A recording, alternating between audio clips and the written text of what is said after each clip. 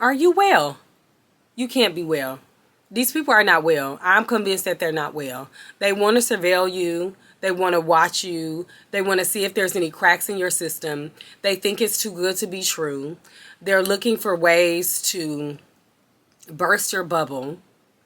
And you just can't allow people like that in your space, and they're dangerous.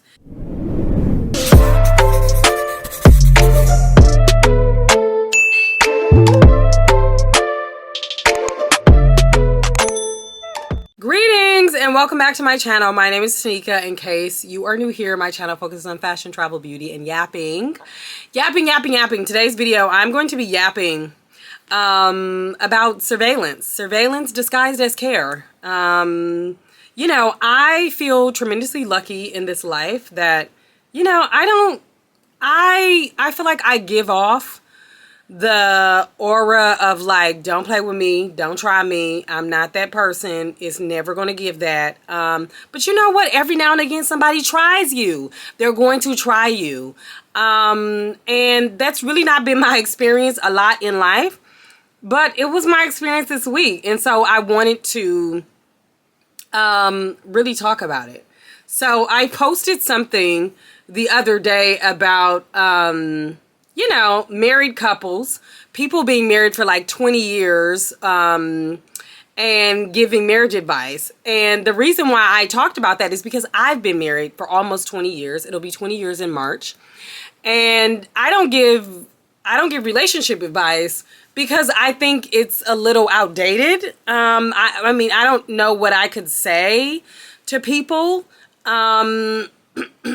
And so I don't actively give relationship advice. I talk about relationships. I talk about marriage. But like personal advice, no. It's just not my ministry. But I have noticed that a lot of people have started to make a living off of doing that, right? And I was just like, these are the same people who saying they've been through ups and downs.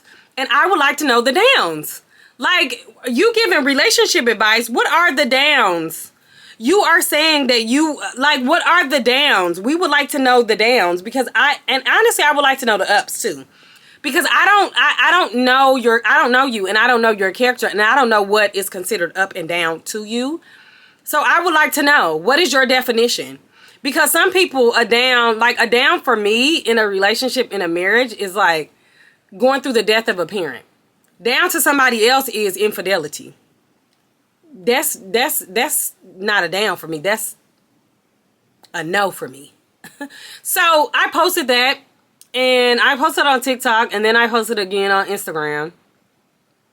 And a blast from the past, a person I barely talk to, like, girl, why are you reaching out to me? This is real crazy and very interesting. And she's reaching out to me talking about some, hey girl, I just want to say, hey, how are you? I was checking up on you. Okay. It's really nothing weird for somebody in a blast in the past to check up on me. I've had the same number for like 15 years. So I'm not really shocked by that. But I'm like, okay, hey, how are you? I don't want to be like a stuffy influencer and like, oh, I can't talk to somebody I haven't talked to really in 5 years, but like seriously in like 15 years or like 10 years. But anyway, she's reached out to me and, you know, we're chatting back and forth. Hey, how are you? You know, she asked me how Kennedy is, whatever. She's always kind of had a condescending tone. It's no shade. But that's how it is. But I really didn't care. Like, I didn't have any emotion involved in this interaction. And then she hit me with the, is everything okay in your marriage?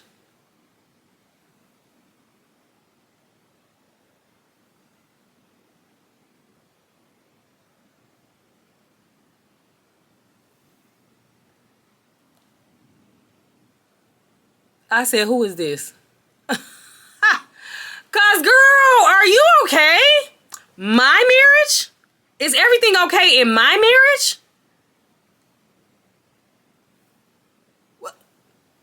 Me and my husband. Is everything okay in my, first of all, if something was going on in my marriage, why would I feel like why do you think I would tell you? I haven't talked to you in 97,000 years. Why do you think I would say anything to you? Hello? And I sent back, who is this? And she was like, LOL. You know, and she says her name, and she's just like, girl, we've been chatting this whole time. I got your number saved. Like, you, I'm like, no, I really want to know who this was, because I'm like, why would you ask me that? That seems so weird. And she said, why are you avoiding the question?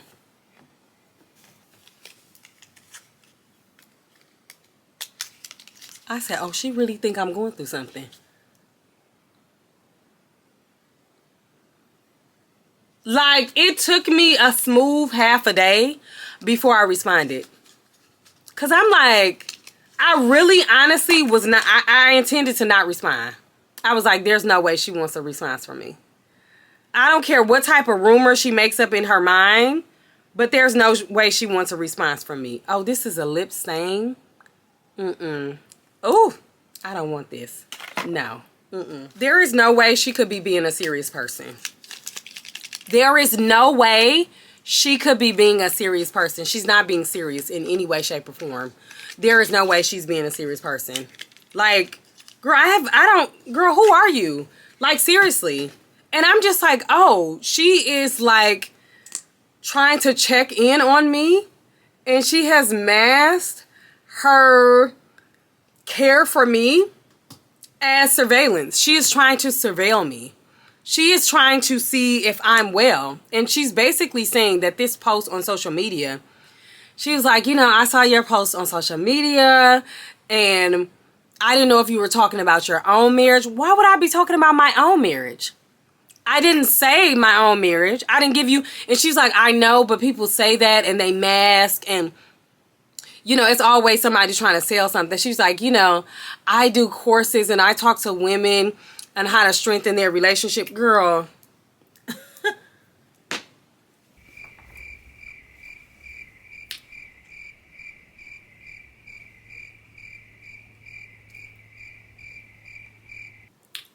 You and your religious indoctrination need to get out of here.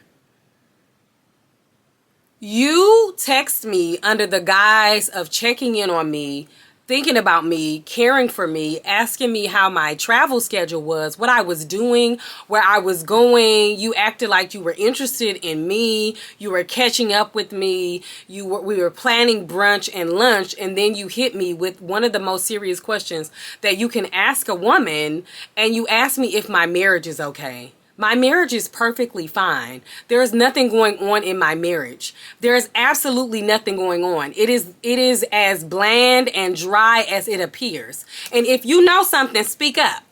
If you got something to tell me and you want to reveal something to me, you tell me now. Because I'm trying to figure out what you're talking about. Because I have no idea what you're talking about. Why would you think that something's going on in my marriage because I posted something on social media about marriage? I talk about marriage all the time. And I burst holes in the myth that marriage is the panacea and that it's the end all and be all. And that women are now licensed to be experts in love because they married a man. And we don't know the quality of your man. We don't know anything about this man. We don't know what constitutes a safe and good marriage for you. But yet you are now qualified and certified to give us marriage advice and relationship advice and love advice because you seem to have gotten lucky in love. We have questions. That has nothing to do with me in any way. I would say these things if I were single, and I would say these things if I were married. But the point of this conversation is really to dissect this idea that there are people in your life who are surveilling you. They are watching you. They're looking for cracks in your system. They're trying to see if you post for somebody's birthday. They're trying to see if you have anniversary posts. They're looking to see if there's something going on so then they can swoop in under the guise of care. And what they're really going to do is gossip about you. And they're going to say horrible and nasty things about you. And I have girlfriends in my life who swear everybody in their life is a hater and people just hate on them and people just surveil them and people just watching them. And I laugh and I'm like, girl, okay, girl, who are you? Nobody cares to be checking in on you and all in your business like that. But I know women who are like that. They just automatically believe that anytime somebody comes out of the woodwork, whatever, yes, That's not been my experience. And so I haven't felt like that. But when she did that to me, it was so low-key sneaky. It was so shady. And it was just like, wow, I'm actually experiencing this firsthand. This is what the girls say when the girls say they got haters. When they say they have people checking in on, I'm like, this is what they're talking about. This is kind of low-key weird. And I think that a lot of people are obsessed with making sure that people who appear happy online, like there's an obsession with this narrative that people who appear happy online are not happy.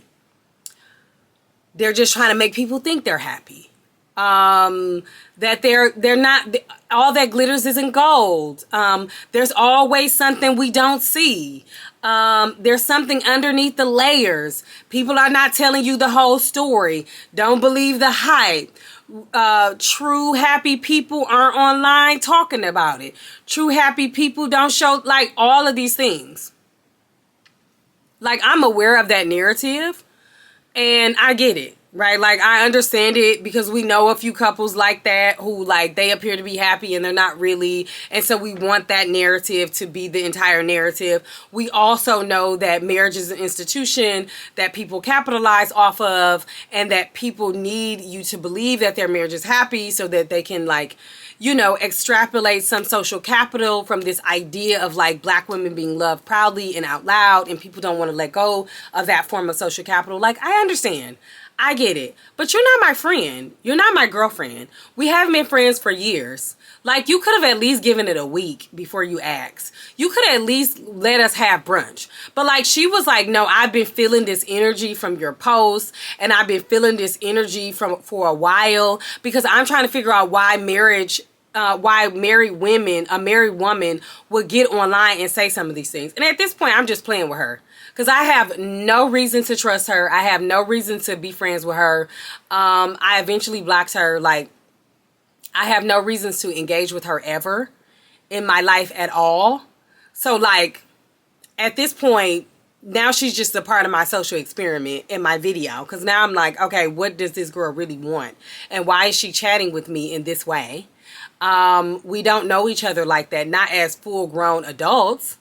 You know, you haven't seen my child since she was like 3 or 4, and she's a college student, right? Like, I'm actually questioning why I'm even entertaining you.